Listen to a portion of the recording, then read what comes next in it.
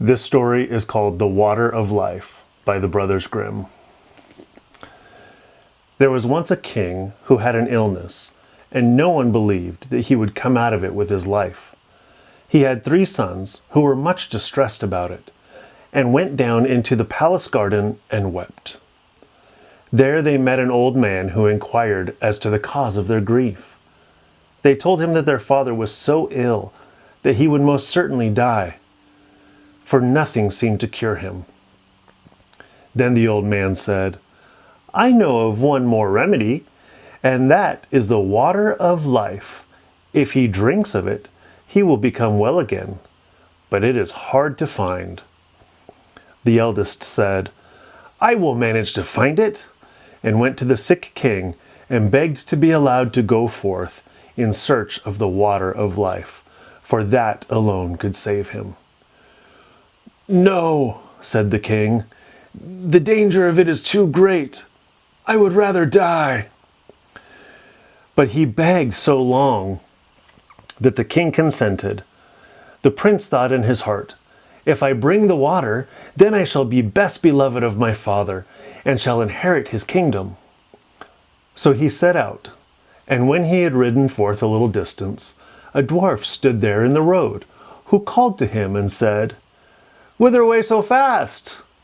"Silly shrimp," said the prince very haughtily, "it has nothing to do with you," and rode on. But the little dwarf had grown angry, and had wished an evil wish.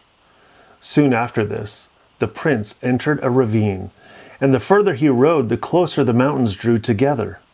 And at last, the road became so narrow that he could not advance a step further. It was impossible either to turn his horse or to dismount from the saddle, and he was shut in there as if in prison. The sick king waited long for him, but he came not. Then the second son said, "Father, let me go forth to seek the water," and thought to himself, "If my brother is dead, then the kingdom will fall to me." At first the king would not allow him to go either, but at last he yielded. So the prince set out on the same road that his brother had taken, and he too met the dwarf, who stopped him to ask whither he was going in such haste. "Little shrimp," said the prince, "that has nothing to do with you," and rode on without giving him another look.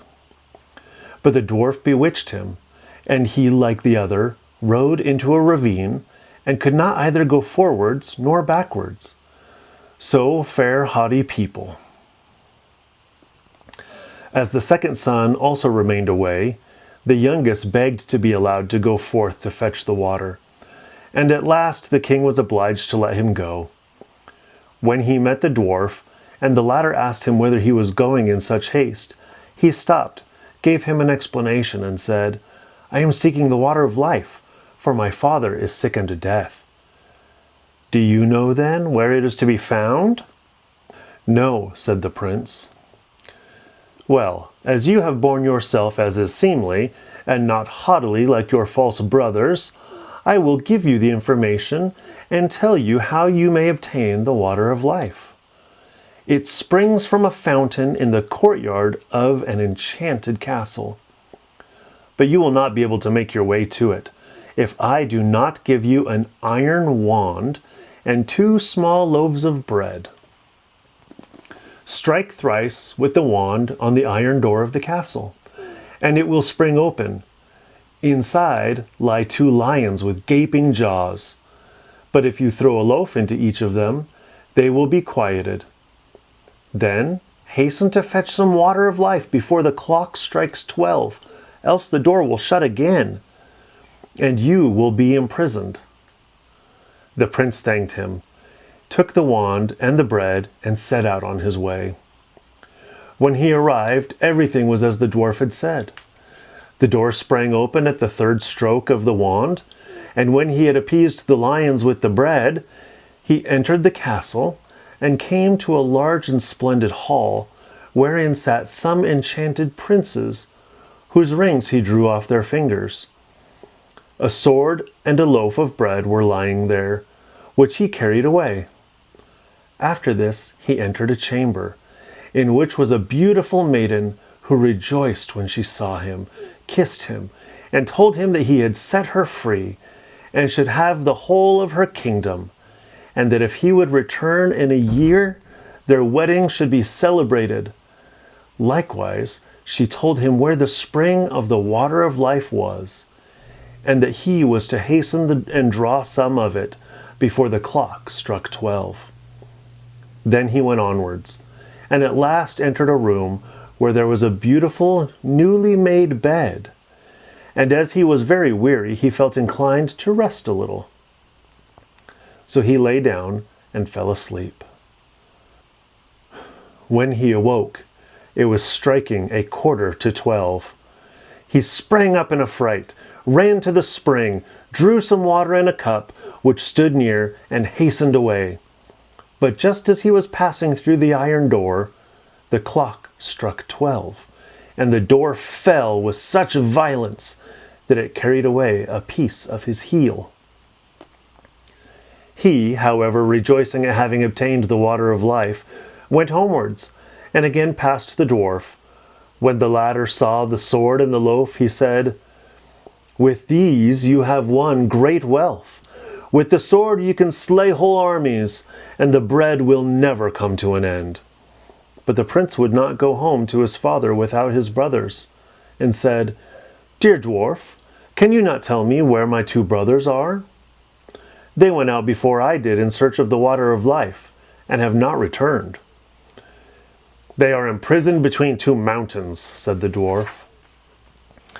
"I have condemned them to stay there, because they were so haughty." Then the prince begged until the dwarf released them. But he warned him and said, "Beware of them, for they have bad hearts." When his brothers came, he rejoiced and told them how things had gone with him, that he had found the water of life, and had brought a cupful away with him, and had rescued a beautiful princess who was willing to wait a year for him, and then their wedding was to be celebrated, and he would obtain a great kingdom. After that they rode on together, and chanced upon a land where war and famine reigned. And the king already thought he must perish, for the scarcity was so great. Then the prince went to him, and gave him the loaf, wherewith he fed and satisfied the whole of his kingdom. And then the prince gave him the sword also, wherewith he slew the hosts of his enemies, and could now live in rest and peace. The prince then took back his loaf and his sword, and the 3 brothers rode on. But after this they encountered 2 more countries, where war and famine reigned. And each time the prince gave his loaf and his swords to the kings, and had now delivered 3 kingdoms. And after that they went on board a ship and sailed over the sea. During the passage, the 2 eldest conversed apart and said, "The youngest has found the water of life, and not we, for that our father will give him the kingdom which belongs to us, and he will rob us of all our fortune." They then began to seek revenge, and plotted with each other to destroy him. They waited until they found him fast asleep. Then they poured the water of life out of the cup, and took it for themselves, but into the cup they poured salt sea water. Now therefore, when they arrived home, the youngest took his cup to the sick king, in order that he might drink of it, and be cured. But scarcely had he drunk a very little of the salt sea water, than he became still worse than before. And as he was lamenting over this, the 2 eldest brothers came, and accused the youngest of having intended to poison him, and said that they had brought him the true water of life, and handed it to him. He had scarcely tasted it when he felt his sickness departing, and became strong and healthy as in the days of his youth. After that they both went to the youngest, mocked him, and said, "You certainly found the water of life, but you have had the pain, and we the gain. We should have been cleverer, and should have kept your eyes open. We took it from you whilst you were asleep at sea. And when a year is over, one of us will go and fetch the beautiful princess. But beware that you do not disclose aught of this to our father. Indeed, he does not trust you, and if you say a single word, you shall lose your life into the bargain. But if you keep silent, you shall have it as a gift." The old king was angry with his youngest son, and thought he had plotted against his life. So he summoned the court together and had sentence pronounced upon his son that he should be secretly shot. At once, when the prince was riding forth to the chase, suspecting no evil, the king's huntsman was told to go with him. And when they were quite alone in the forest, the huntsman looked so sorrowful that the prince said to him, "Dear huntsman, what ails you?" The huntsman said, "I cannot tell you, and yet I ought." Then the prince said, "Say openly what it is. I will pardon you." "Alas," said the huntsman, "I am to shoot you dead. The king has ordered me to do it." Then the prince was shocked and said, "Dear huntsman, let me live. There, I give you my royal garments. Give me your common ones in their stead." The huntsman said, "I will willingly do that. Indeed, I would not have been able to shoot you." Then they exchanged clothes, and the huntsman returned home, while the prince went further into the forest. After a time, 3 wagons of gold and precious stones came to the king for his youngest son, which were sent by the 3 kings who had slain their enemies with the prince's sword and maintained their people with his bread, and who wished to now show their gratitude for it. The old king then thought, "Can my son have been innocent?" and said to his people, "Would that he were still alive! How it grieves me that I have suffered him to be killed." "He still lives," said the huntsman. "I could not find it in my heart to carry out your command," and told the king how it had happened. Then a stone fell from the king's heart, and he had it proclaimed in every country that his son might return and be taken into favor again.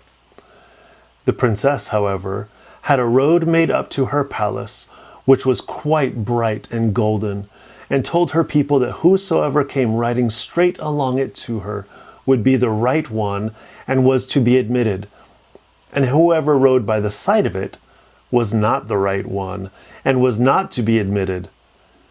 As the time was now close at hand, the eldest thought he would hasten to go to the king's daughter, and give himself out as her rescuer, and thus win her for his bride, and the kingdom to boot. Therefore he rode forth, and when he arrived in front of the palace, he saw the splendid golden road. He thought, "It would be a sin and a shame if I were to ride over that," and turned aside, and rode on the right side of it. But when he came to the door, the servants told him that he was not the right one, and was to go away again. Soon after this, the second prince set out, and when he came to the golden road, and his horse had put 1 foot on it, he thought, "It would be a sin and a shame. A piece might be trodden off." And he turned aside, and rode on the left side of it. And when he reached the door, the attendants told him he was not the right one, and he was to go away again. When at last the year had entirely expired, the third son likewise wished to ride out of the forest to his beloved, and with her forget his sorrows. So he set out, and thought of her so incessantly, and wished to be with her so much, that he never noticed the golden road at all.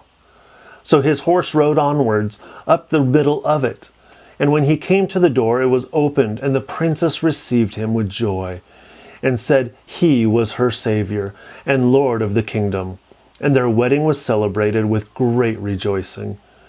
When it was over, she told him that his father invited him to come to him, and had forgiven him. So he rode thither, and told him everything, how his brothers had betrayed him, and how he had nevertheless kept silence. The old king wished to punish him, but they had put to sea, and never came back as long as they lived.